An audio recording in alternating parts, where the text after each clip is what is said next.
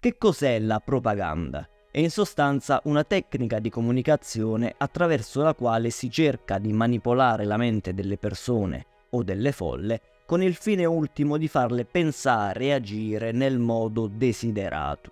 Questa manipolazione della percezione si ottiene manipolando i fatti, riportando informazioni false o comunque deviate, ambigue, e queste informazioni devono essere ripetute incessantemente fino a quando non vengono accettate come vere. Per questo motivo più è semplice l'informazione che si vuole far credere e più facilmente sarà accettata dalla folla. Non a caso gli slogan sono tra i mezzi più utilizzati dalla propaganda, perché sono brevi e di forte impatto emotivo. Red Bull ti mette le ali è un chiaro esempio, oppure chi si ferma è perduto. Tutti quanti conosciamo questa frase, ma non tutti sanno che è uno slogan fascista, veniva utilizzato dai fascisti, giusto per farti capire quanto restano impressi nella memoria collettiva questi slogan. Viene da chiedersi dove e come è nata questa propaganda. Dobbiamo ringraziare principalmente il nipote di Freud, Edward Bernays, che agli inizi del Novecento si occupò di tradurre alcune opere dello zio per il mercato americano.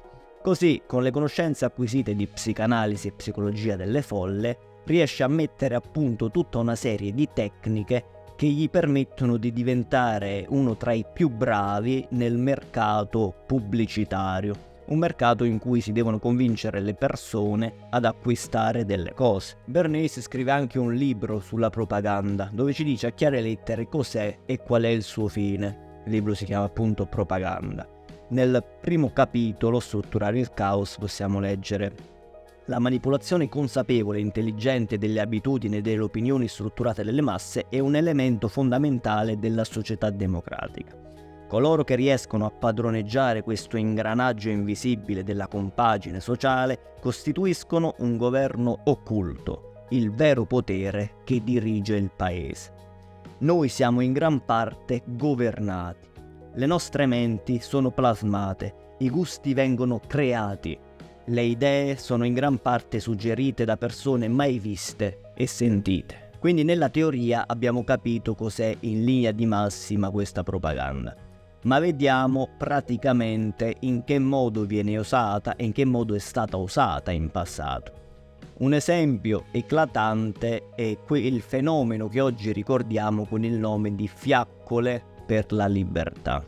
A inizi del 1900 alle donne non era concesso di fumare in pubblico. Inizialmente era solo una cosa immorale, poi divenne addirittura proibito per legge. A noi oggi sembra una cosa inconcepibile, però dobbiamo pensare che a quei tempi esistevano ancora i tabù. La gente credeva in un mondo delle idee, erano platonici e cristiani, vivevano di fantasia. Allora succede che il presidente dell'American Tobacco Company, l'azienda che produce le Lucky Strike, capisce che sta lasciando molti soldi sul tavolo e che potrebbe guadagnare di più se solo le donne iniziassero a fumare in pubblico. Sue sono le parole: è come trovare una miniera d'oro proprio nel nostro cortile. Quindi l'azienda decide di assumere proprio Bernays per creare un'operazione di propaganda volta da un lato a persuadere le donne a fumare in pubblico, dall'altro a persuadere gli uomini ad accettare questo fatto.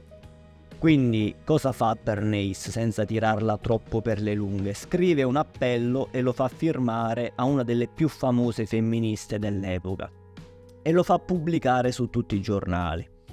Poi contatta una trentina di modelle attraverso un'amicizia che aveva un amico che lavorava in Vogue. Contatta queste modelle e le paga per sfilare in pubblico mentre fumano delle sigarette, quindi le fa sfilare in una determinata strada a una determinata ora.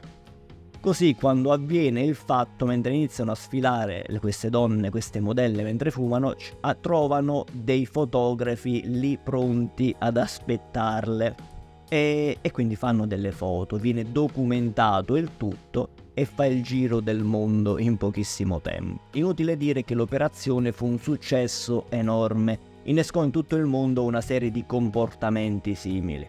Tutti quanti parlavano di protesta per l'uguaglianza dei diritti, ma nessuno si era reso conto che era soltanto un teatrino messo in atto da un uomo a capo di un'azienda che aveva il fine di rimpinguare le casse dell'azienda. E gli americani vincono.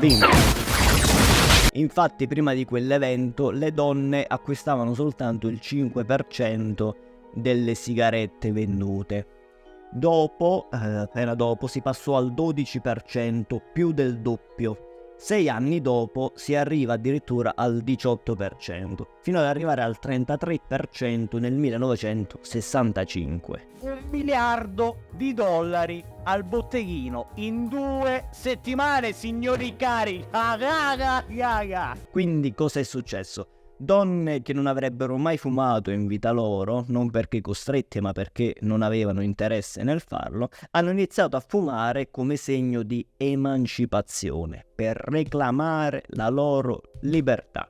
E infatti tutt'oggi le donne sono felicissime di riempirsi i polmoni di fumo al pari degli uomini.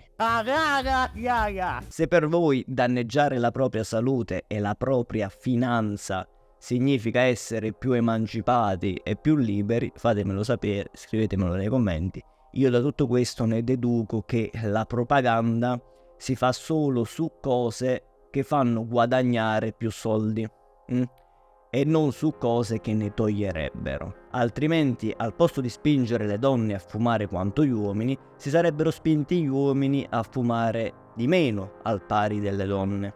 Questa sarebbe stata un'operazione di propaganda volta a fare qualcosa di buono. Ma questo non avrebbe fatto guadagnare nemmeno un centesimo, anzi avrebbe tolto denaro dalle casse dell'azienda che produce tabacco. E quindi capiamo che le ideologie, in linea generale, si muovono sempre verso il denaro e il potere, non verso il miglioramento, la salute o la libertà.